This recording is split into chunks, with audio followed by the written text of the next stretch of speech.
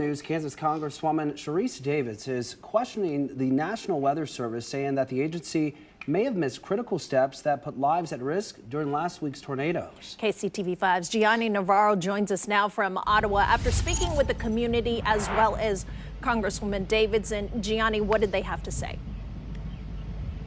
Yep, Sharon, Zach, Representative Davids sent out a letter to top NWS officials today demanding answers to specific questions. Now, no one was seriously hurt this time, but she warns that the next storm could be a very different story if gaps in preparedness aren't fixed.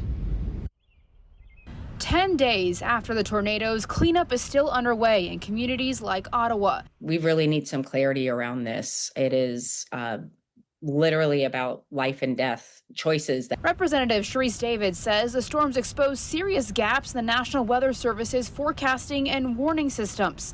We need the systems to be fully operational. We need to make sure that these systems are not stretched thin or missing key data. Her concerns stem from reports that NWS offices in the region may have skipped standard weather balloon launches the morning of the storms, a critical step forecasters use to read atmospheric conditions and predict severe weather. Whether or not these balloons are being deployed, the timing is happening the way that it's supposed to, it is literally key to saving lives. Davids also says the Storm Prediction Center flagged the tornado threat late and watches went out later than usual. I expect us to see that starting with clear answers about what was happening in advance of the storm and during the storm. Not everyone shares those concerns. We spoke with several Ottawa residents. Most didn't want to go on camera, but one man says he felt the NWS did its job. It was a terrible storm that came through, but we had plenty of notice. All the news channels, the radio stations were covering it.